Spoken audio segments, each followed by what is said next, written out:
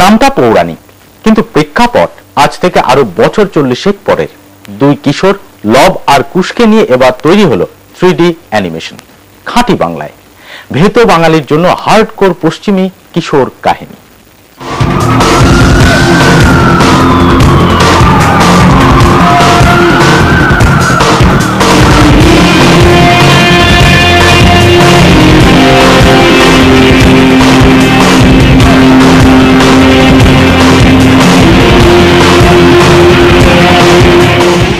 লব আর কুশ, ডান পিঠে দুই ছোকরা, মুখে কথার ফুলঝুরি, কিন্তু কাজে তেমনই পরিকর্মা। আরে স্যার, প্লেনটাকে কতবার বললাম থেমে যা থেমে যা, নইলে স্যার রেগে যাবে। কিছুতেই শুনলো না।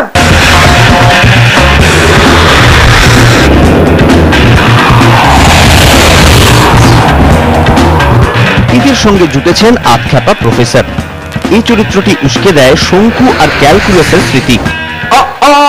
মনে পড়েছে, তোমরা তো জানো এমসিও গ্যালাক্সির সাথে আমাদের বহুদিনের ঝামেলা। লবকুশ কোথায়? আর এদের মাথায় জেনারেল অ্যারগাস। অ্যারগাসের নির্দেশেই কাজ করে লবকুশ। ব্রহ্মাণ্ড ব্যাপী শান্তি ফিরিয়ে আনতে চায়। আর সেখানেই বাধা হাড় বদমাইশ টায়ো। সেও কম শক্তি ধরে না, তাই টায়োর সঙ্গে চলে জোর টক্কর। শেষমেশ অবশ্য বাজিমাত করে দুই ছোকরাই।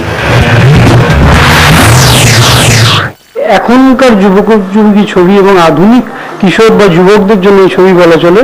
তো এটা অনেক বিজ্ঞান এবং প্রযুক্তি নির্ভর ছবিটা, এবং কল্প বিজ্ঞানের উপর ভর করে পুরো ছবি, এবং টেকনিক্যালিও আমরা এটাকে 3D ম্যাক্স, মায়া এই ধরনের খুবই আধুনিক সফটওয়্যার দিয়ে এই ছবিটি বানানো আর কি। এটা ঠিকই গড়পড়তা বাংলা অ্যানিমেশনের চেনা ছকের বাইরেই গড়ে উঠেছে লবকুশ। তবু দুষ্টের দমন, শিষ্টের পালনের মতো বাধাগতের বাইরেও বেরোতে পারেনি।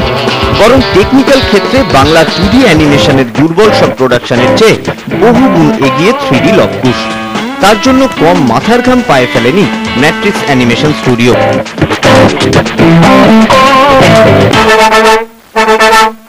10-12 জনের 8-9 মাসের দিবারাত্র পরিশ্রম আর কয়েক লক্ষ টাকা খরচ। বাইরে আমরা দেখাতে পারবো কি কলকাতা কি করতে পারে। ক্রিয়েটিভ যদি করতে পারে ছিল না, তো আমরা বিজনেস করবোই, এটা 100%। একটা চ্যালেঞ্জ ছিল আমাদের কাছে, কারণ প্রচুর 2Dর কাজ হয়েছে। আমাদের কাছে প্রথম চ্যালেঞ্জ যেটা ছিল যে আমরা 3Dতে একটা কিছু করব। লবকুশের কাজ শুরু হয় 2006-এ, শেষ হয়েছে গত এপ্রিলে। আর মাস কয়েকের মধ্যে বাজারেও চলে আসছে লবকুশ।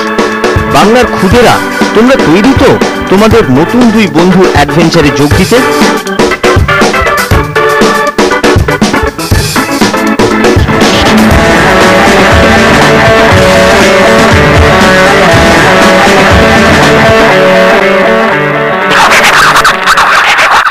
মহাকাশযান, অন্তরিক্ষ আর তার মাঝে লবকুশ, দুই খুদের 7-17 সবই তো দেখলেন আপনারা।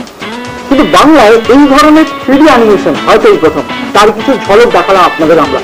কিন্তু আন্তর্জাতিক বাজারে যদি এই ছবিকে পৌঁছতে হয়, তাহলে কিন্তু অন্তত টেকনিক্যাল ক্ষেত্রে এর গুণমান আরো কিছুটা বাড়াতেই হবে।